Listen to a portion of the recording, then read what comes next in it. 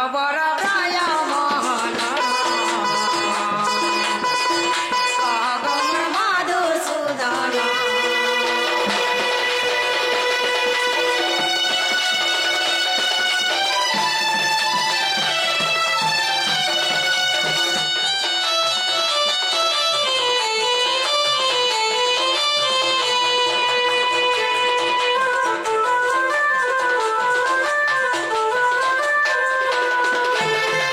केते दिन कानफुड़ा हेला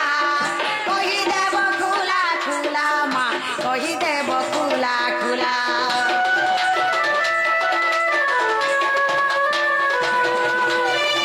केते दिन कानफुड़ा हेला कही देव खुला खुला माँ कही देव खुला खुला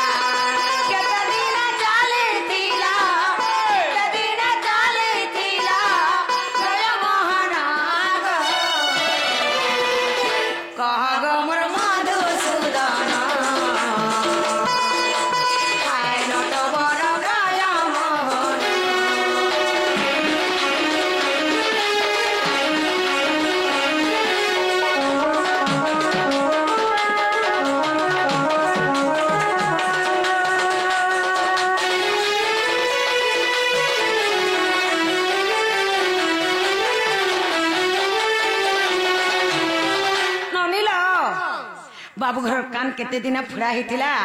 और गप्पला बाबू कृष्ण अवतार केते दिन चाली शिखी थिले आटा केन पुराण रे अछि पचरे आसत बाबू गो तुमर केते दिन कान फुड़ा हिथिला और गोपुरा तुमे कृष्ण अवतार केते दिन 40 शिखला दे कहतो और केन पुराण थियो से कहबो चाल हेले हो नि हां कहि दो डोरी कोरी पुराला बा मा को दोहा माने आरु ना हला ना दोरहाने से कहां से खिजी करी पलाले हेबा संभव रे कथा के बचन कम से कम का संभव हेगला खिज तो खिज ने लखा बुढ़ार खिज बोला जाबो तो हमर घर के असिछ माने बाध्य प्रश्न करमु आमे उत्तर देबा लगे बाध्य जाबो तक कृष्ण प्रश्न इटा जाबो तो इटा प्रश्न हला जाबो तो हला ए कोय कोला थिबु तोर कान फुड़ा भल कहि पारबू हाय हाय हां ना फुड़ा गले लोग कहि बेबे हां ई चाली के ने तू जनम होनतर के मां गला कोले बस पाके दे दिथबा हाय हाय तोर चाली के ना स्वर करबू कह सर करि पारबू सखा जे आज्ञा माने जते बेला बसिचन मां बहनी माने के कार चाली के जानि पारबा ननीला संत कृष्ण भगवान नहीं जानी तो कहीं आई छ जानी करी आई छ कि बिन जानी करी आई छ नहीं जानी बोला कह सखा अरे मुख बड़ बड़ कहू अरे मुढ़ वेद विद्या नहीं जणा मंडुकी होइन वेद बखाणु छ तमर आंखे थाउ थाउ कुणा वेदटा वेदटा नहसे का नाम को ने चिन्हे बरबर नहीं चिन्ही हम रातिया में का न जानी वेदर वृत्तांत प्राणी हुअंती ए पटो से पटो वेदटा नहीं जाने तुमको पत्र छु कहि न जानि न निजर भाषा छुच्चा छुच्चा हेउछु लुक हसा जड़े मूर्ख अछि करू विवाद अनैथा देउछि तो पदरे पदर मर्म कहिबु न कहि परला ई सभा मध्य हे तेरे सभा जगल पटे डारे सगल पड़ाबो सखो केवलर बुझले बुझे भलमन और गुआन नहीं जाने कुसमर गन सखा तू यार बुझा लोग के केते बुझाबू सब कथा पहला तो भंजा बोछा के मान्नो नहीं न के नंबर भंजा हमें न चिन्ही अगर कृष्ण होते तो भंजा कहीं आसबे नहीं चिन्ह भर पड़े एतनी शरत कहीं आसबे प्रश्न पत्र छ मने उत्तर आसु हरवन ने कहने लुकी लुकी चाह पीनो छन कहीं रोडू छ भंजा बोथा के चाह टिके देसु हेला पांडी के कर मान्नो नहीं न हमें प्रश्न पत्र छ मने तमे बाध्य उत्तर देबो उठबल आसु उठे कथा पिला हां युद्ध के आइथिबू हां हां कभी अस्त्र लेबी जार घुचबू भाई अरे बाबू फिर बार छने से दोरहा पलौ छ लेफला अस्त्र भी आगे चंदा पतला इडा जगल पटिया पला छु जय रे माई गो माई तुम ठाने रसी गली न ए माई गो माई तुम ठाने रसी गली न राधिका राधिका बोली जाऊ जीवन राधिका राधिका बोली जाऊ जीवन माई गो माई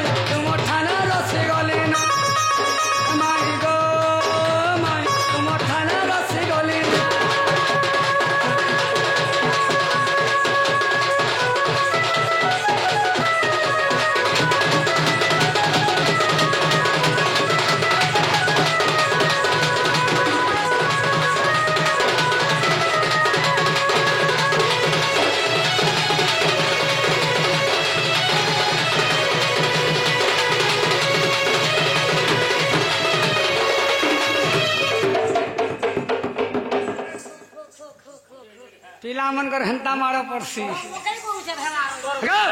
ঘর কাদো করে নিয়ে যান ସଖା ସେଟା କେନ୍ତା କାଜେ পেট বেচাই দিবা ବାଗରେ କୁହା ভিতর কে নেই যা মাই ঘর কে আর বিশ্বাস নেই না ওরা টিকা তুমি ডিংডাং ডিংডাং ওরা ওরা চেপে করে মারি দেবে সৎ কথা বুয়া সখা যে কেতে দিনে তোমার কান ফুড়া হয়েছিল বলুছ ওই আগ সম্পূর্ণ 1.5 মাস ফুড়াইলে কান সম্পূর্ণ 1.5 মাস ফুড়াইলে কান শুভ বেলা জানি করি রখিলে লগন হৌরে সম্পূর্ণ 1.5 মাস ফুড়াইলে কান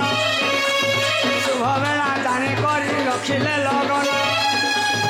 হরিবংশ দুষ্ট খণ্ড চাই প্রমাণ হরিবংশ দুষ্ট খণ্ড চাই প্রমাণ এ মায়ে তোমার থানে ফসি গলি না মায়ে তোমার থানে ফসি গলি না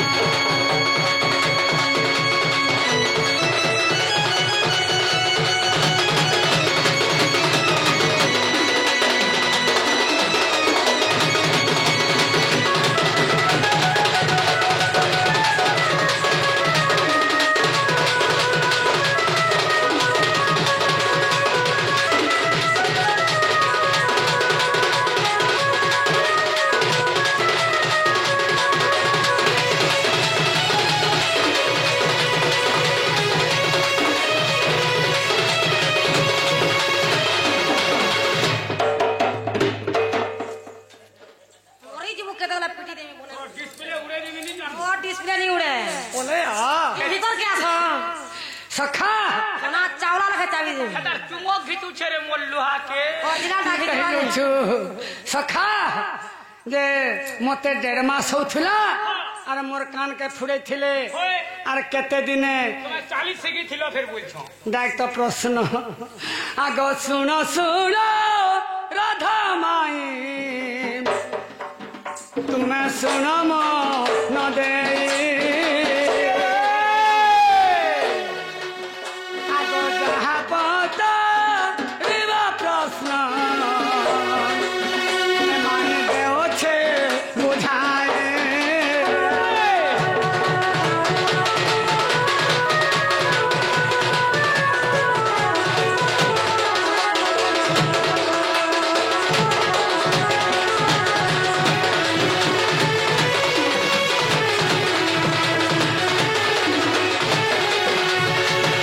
সখা আগ 40 দিন রে মাই আগ চালে মো সে খেলে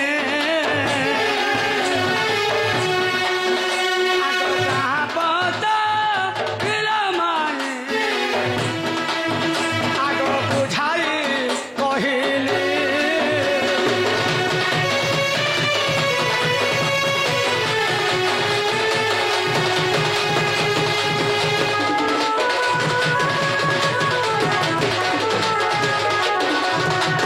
সখা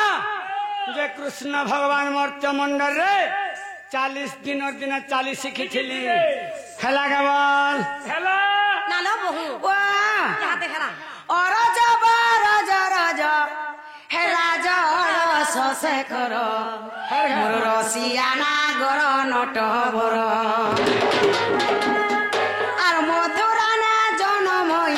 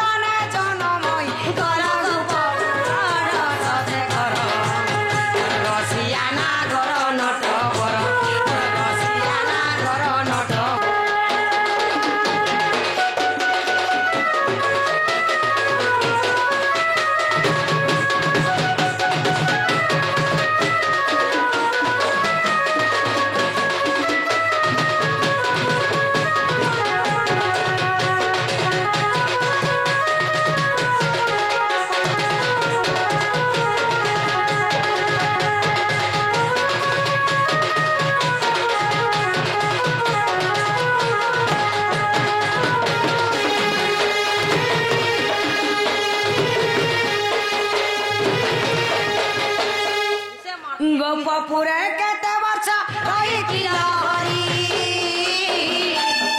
ମଥୁରା କଟକ କେତେ ବର୍ଷ ଥିଲ ହରି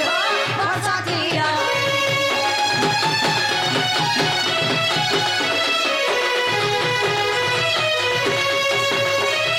ଗୋପପୁରେ କେତେ ବର୍ଷ ରହିଥିଲ ହରି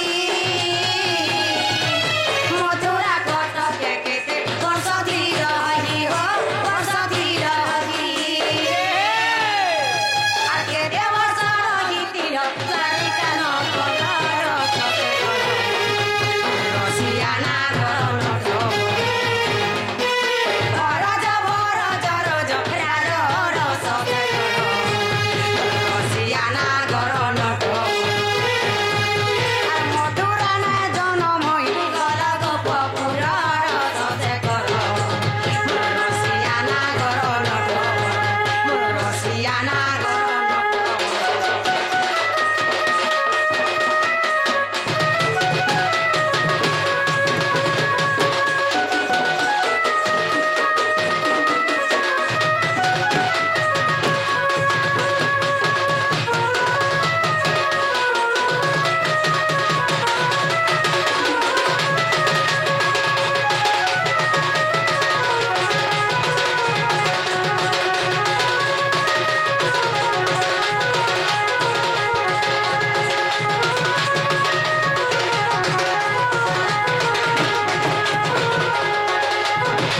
ନନିଲ ବାବୁ ଗୋପୁରେ କେତେ ବର୍ଷ ରହିଥିଲେ ମଥୁରାନ କେତେ ବର୍ଷ ରହିଥିଲେ ଦ୍ୱାରିକାନ କେତେ ବର୍ଷ ରହିଥିଲେ ଆକେ କାଣା ହେଇছে ଜାଣିଛ କାଣ ଏ ମର୍ତ୍ତ ମଣ୍ଡଳ ତୁମର କେରାନିଆ କେତେ ଗଟି ଗଟି କରି ଶୁଣା କହି ଦେବ ମତେ କହି ଦେବ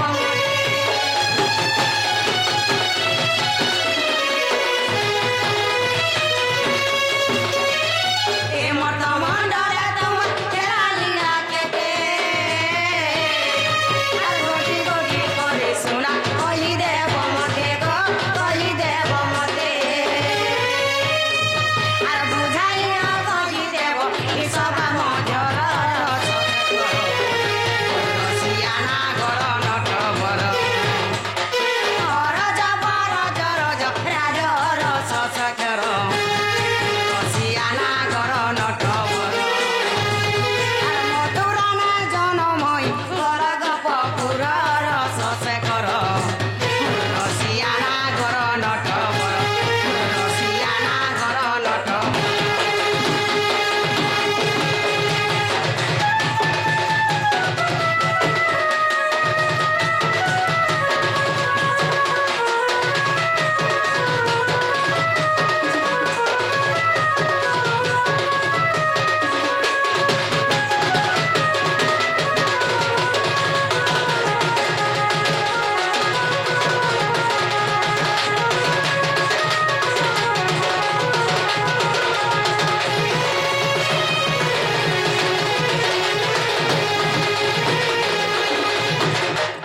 ନନିଲ ବାବୁ ଗୋପୁରେ କେତେ ବର୍ଷ ରହିଥିଲେ କହିଦେବେ ମଥୁରାନ କେତେ ବର୍ଷ ରହିଥିଲେ ଯେ କହିଦେବେ ଏବଂ ଦ୍ୱାରିକାନ କେତେ ବର୍ଷ ରହିଥିଲେ ଯେ କହିଦେବେ ଏଇ ମଟ୍ଟମଣ୍ଡଳରେ ବାବୁ ଟୋଟାଲ କେତେ ବର୍ଷ ଖେଳା ଲୀଳା କରିଥିଲେ ଯେ କହିଦେବେ আর বৃন্দাবন কেতে বর্ষ রহিଥିଲେ যে কহিদেবে এটা কেন পুরাণরে আছে পত্রে আসত বাবু গো গোপুরে কেতে বর্ষ রহিছিল মথুরান কেতে বর্ষ রহিছিল এবং দ্বারিকান কেতে বর্ষ রহিছিল এহি মর্ত মণ্ডলে টোটাল কেতে দিন খেলা নীলা করিছিল যাই করি বৃন্দাবনে কেতে বর্ষ রহিছিল টিকে আসু তো এটা সখা দেখুছু কেতে ধরকে গলে নো মাই ঘরে যে মুই তোতে কহু তুনি রে বুয়া আব ওইটা অলগা মাই ঘরকে পলে লাগাবো তোতে তো সোনপুর বস বস বলাবে তুই বুয়া পান্নাগড় বস বসিছু দোষ কাহা সৎ কথা তোতে তো আমি সোনপুর বস বস রে বুয়া আরে মন বলুছে ধন অর্জিতি জমরা বলুছে কা আর মাছ বলুছে সমুদ্রকে যাতি কেউছে কিছে জাল কেন বাটু জীবু যা কেনতা ভাবে আমি মাই ঘরকে আসিছিলা দহি মহি টিকে দেবে বলি কেতে ঔষধ হেগুড়ি দেখ তো আমার মনকে কর্চ করে ভাঙি দউছুন তুই যেতে ঔষধ নি হতে মুই হেতে ঔষধ হউথুনি রে বুয়া সতে যে গোপুরে কেতে বর্ষ ছিল মথুরাপুরে কেতে বর্ষ ছিল সেই দ্বারিকাপুরে কেতে বর্ষ ছিল বলুছ আর বৃন্দাবন যাই করি কেতে ফেন বর্ষ থিলা বলুছ তুই সোর করি পারবু গা বাবু অধা তিয়া সোর নাই করি চিন্তা নেই কর হেলা ସବୁ କହିଦେବ ସଖା ଶୁଣୁଥଲ আসু আসু ଗୋପପୁରେ ରହିଥିଲି ଆଗ ଅଷ୍ଟ ଦେବ ରାସ କଂସ ମାରି ମଥୁରାରେ ରହିଲି 2 ବର୍ଷ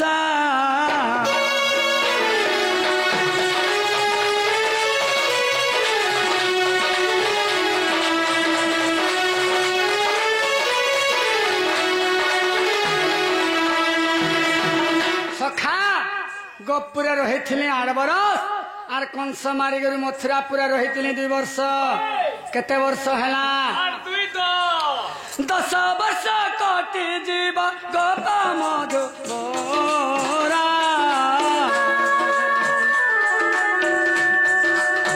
115 रहेले द्वारिकान रा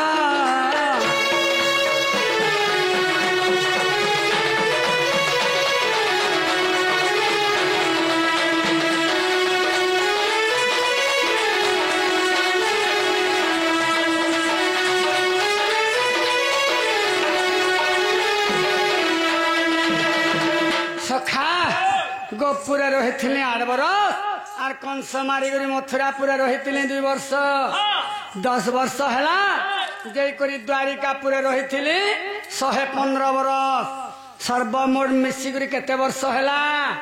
से 115 10 की है 125 सखा 125 वर्ष कृष्णंकर आस थिला गुटे गुरु गुटे चरण है सत कथा अनेक पुराण रे अनेक कथा अच्छे सखा जे वृंदावन फन केते वर्ष थिला बोली कहउछन का हला जे के केन कथा रे कहउतबा सखा सेटा गुडे अन्य प्रकार रे अच्छे केन पुराण रे सेटा अच्छे जानछ सखा के पुराण वैवर्त पुराण थिन प्रमाण अच्छे जे का बोली गोपुर रही 11 वर्ष आर वृंदावन थिली 14 वर्ष केते वर्ष हैला 25 वर्ष हैला आर से दुही जगह न थिली 50 100 इडा गला 125 वर्ष मोर आस कृष्ण अवतार रे मोर 125 वर्ष मोर आस थिला ई मर्त्य मंडल रे नालो बहु वाह 125 वर्ष पर बाबू घर आसटा थिला 125 वर्ष तक आस थिला हां 125 वर्ष पर काना हेला मर्त्य मंडल रे देह बही देवता हेले मरई सानो बाबू मरी गला सखा जदि जार आस जेते थिबा बाध्य मरवा हमर 125 वर्ष आस सरी गला आमे मरी गनु बाबू मरी गला खाली कोई जी थिनी नालो बहु वाह 125 वर्ष पर बाबू मरी गले 125 वर्ष पर बाबू मरी गले शंकृष्ण भगवान मरी गले परे मां निजे कृष्ण मरी गले सखा भगवान गाना जदि देवी देवता गला जन्म हेबे मर्त्य मंडल रे बाध्य तार मृत्यु अच्छे बाध्य मृत्यु अच्छे सेनु आमे मरी गलु 125 वर्ष पर बाबू मरी गले नने 125 वर्ष पर बाबू देह त्याग कर दिले आगो जेते बेले